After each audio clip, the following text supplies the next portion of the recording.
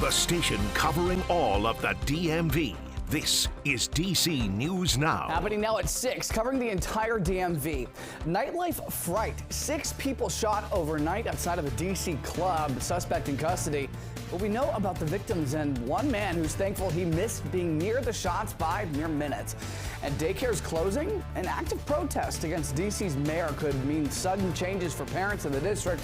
How the mayor's budget plans come into play. And a gray and cool and rainy day to start off the weekend, but we're going to flip it upside down and we're going to bring in some sunshine, and those temperatures are coming around. We'll talk about it coming up. And safety crackdown in Northern Virginia and in Prince George's County, Maryland, both where businesses, well, they are adding efforts to curtail crime, and a teenage curfew at National Harbor enters its second night. Good Saturday evening, everyone. Thank you for joining us for DC News Now at 6. I'm Ben Dennis. Tonight we begin in Prince William County. Police say that a woman has died nearly 2 weeks after a crash in Fairfax Station. It happened back on April the 15th at the intersection of Yates Ford and Evans Ford roads. Police say a pickup truck hit the woman's car at the intersection. The passenger, 32-year-old Jessica Lynn Randall of Manassas, died yesterday. The driver is expected to survive. A dog also died in the car. Police say that alcohol seemed to be a factor. Charges are pending tonight. In the district, police say that a person was shot and killed on U Street overnight while many were at bars nearby. Officials say it happened around 1:15 a.m. near the U Street metro station. That's near 14th. Police say they found a man who was shot several times. The investigation is ongoing. And not far in DuPont Circle neighborhood, shots rang out outside of a popular nightclub. 6 people hurt in total. A suspect in custody as police investigate exactly what happened. DC News Now's Dave Lavelle is on scene where the bar is now closed. You can see the notice on the door. Dave, you spoke with someone who was headed to the bar last night and just missed those shots. Tell us more. Well, good evening to you, Ben. Decades nightclub and its next door sister business, Rewind Diner, are closed for 4 days. That's the order from DC Police Chief Pamela Smith as of 8:30 this morning. Alex Colorado captured this video shortly after the shootings while he waited in line to enter the nightclub. Police now say 6 people were wounded in last night's attack that happened a little before 11:30. Emergency responders took 3 men and 2 women to the hospital with non-life-threatening injuries. A 4th man was treated on scene for a minor graze wound and refused to go to the hospital. Colorado told us the shooting shook him and his friends up quite a bit. I'd say it's pretty surreal just being close to an event like that, and it's also a place that I typically go to probably a couple times a month with friends, and seeing a place impacted like that, and just kind of seeing what's going around in the city and seeing that happen in a place I like going to, it's really unfortunate. Police arrested 29-year-old Renwell Mantock of Hyattsville, Maryland. They said he opened fire after employees removed him from the club after he got into an argument. He's charged with intent to kill, possession of unregistered ammunition, and possession of an unregistered firearm. We're live in the DuPont Circle neighborhood in Northwest. Dave Lavelle, DC News Now. Our thanks to Dave. Tonight time is 6:03. Back to your weather headline, Scott. It's going to be a completely different picture 2 days from now. You are teasing temps into the 90s. I cannot believe those. Yeah, that's going to be the weather headline. Right now, gray skies and cloudy conditions are being seen, overcast and 60 degrees. It definitely feels like the month of April now, but we'll jump ahead 2 months by the time we get 2 days from now. In Monday, it might feel like it's June, and I have some information to show you here in the main weather coming up why in just a few minutes. But there we go. You see the temperatures tonight holding at 60 degrees here in the city the next couple of hours, and then slowly falling down into the lower to middle 30s here later in the evening, and it will stay in the 50s just about everywhere across the board. Still, even though the rain moved through earlier on around noon, 1 o'clock, came through some light rain driving into work today. Still a couple more spot showers out to the west. If they hold together over the mountains, then they could arrive here once again. But some areas tonight, early in the evening, will still have a few more showers in the waiting in the wings. But at least for the district right now through 9 o'clock, it looks just either cloudy or mostly cloudy for us, with temperatures into the 50s and 60s. We've got a sunny Sunday, a warm up on Monday, and some storm chances next week. We'll talk about it coming up. All right, Scott, lots to cover. Turning now to sports. Thursday night, the Washington Commanders selected quarterback Jaden Daniels, #2 overall in the NFL draft, quarterback of the future, speaking to the cameras in person just yesterday at his introductory press conference in Ashburn.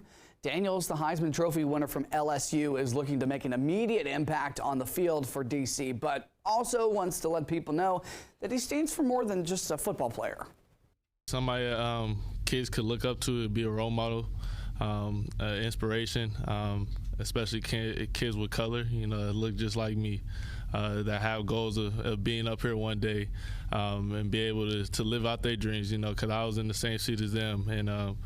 And hopefully I could be that inspiration, that role model to them, looking at Lamar Jackson, those type of people when I was growing up, looking at them and seeing that they did their own way. No doubt an influence for all of our youngsters in the DMV. Our Brady Flores will have more on the Commanders' picks through day 3 of the NFL draft coming up in sports.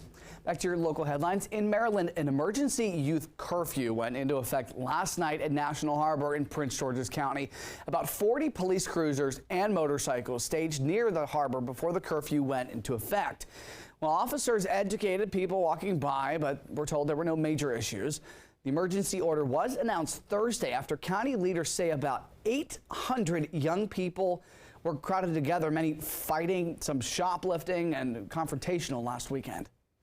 They be out here going crazy, man. Last couple weeks, last month, last year, for real. It's about prevention, it's about education, it's about engagement long before we get to enforcement. Now, anybody 16 years old and younger is not allowed to be alone at National Harbor between 5 p.m. and 6 a.m. today and tomorrow. Exceptions include those returning home from school, work, or an activity, and those attending senior prom at the Gaylord National. Teens and their parents get a warning for the first offense, but afterward, parents could be fined up to $250.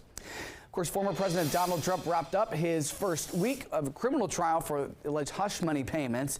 Inside a Manhattan courtroom, 12 jurors listened as Trump's attorneys try to pick apart the testimony from former National Enquirer publisher David Pecker. He admitted to helping purchase and then kill embarrassing stories in the lead up to the 2016 election. The ex-tabloid owner says that Trump thanked him for his help in 2017 at the White House, a detail defense attorneys say did not match his previous statement. Trump is facing 34 felony counts of falsifying business records. It should be over. The case is over. So we have another day of court in a freezing courthouse. Talking about the internal temperatures there, of course, the former president will be back in court on Monday. Heads up for some parents in D.C. Daycare centers that they use might close next week. Parents received a letter saying that the impending closure is in protest of Mayor Muriel Bowser's proposed cuts to childhood education funding. D.C. plans to cut funding to several early childhood education programs, according to that plan, including the Pay Equity Fund. It's a fund that makes sure early childhood teachers are paid almost the same as D.C. public school teachers. The letter sent to parents says centers will be closed Friday, May 3rd, and staff will rally that morning, then go to the Wilson building to support those testifying at the last day of the budget hearing. The CEO of Commuter says they are concerned about how parents will feel about not having daycare for a day, but there is a message that the closure will send. Also to kind of show the city what it would be like with a shortage of programs. We do want it to be a little bit of a pain point because that's the point. But we also, we love our parents. They support us greatly. And so we did want to give them a heads up so that they had about a week's notice. In the letter, they invited parents to join in the May 3rd rally. Daycare leaders say that they're calling on other programs to close that day or have delayed openings. A small business owner in Alexandria has a warning for other shops nearby after a recent burglary. Northern Virginia reporter Max Marcella shares the owner's message and what she's done to improve her store's safety.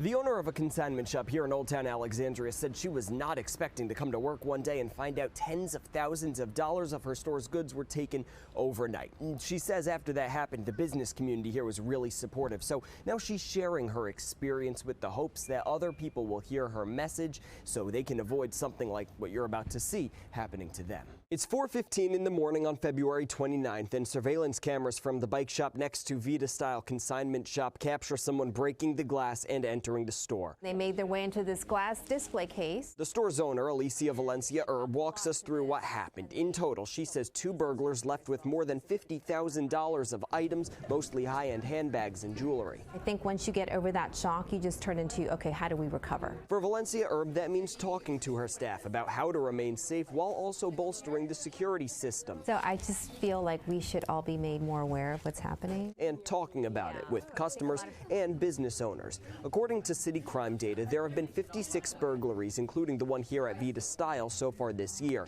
Same time frame last year, 57. Both years a bit up from 2022, a tick down from 2021. If something doesn't feel right, if something doesn't feel right in your gut, you know, call the police. Valencia Erb says she doesn't want to be an alarmist, but hopes her story helps keep the businesses that give Old Town its charm a reason to boost their safety. We just think that these things aren't going to happen to us, but they are happening to us. In Alexandria. Love it. You look fantastic. At Vita Style, Max Marcella, DC News Now. Our thanks to Max tonight. In Commuter News, one person was trapped, several people hurt after a car and a Metro bus collided last night in D.C. D.C. Fire says that it happened at the intersection of North Capitol and L in Northeast. 8 people were assessed on scene. 3 went to the hospital with non-life-threatening injuries. No word on their condition at this hour. D.C. Fire says that the bus also hit a tree you saw from that photo in that accident.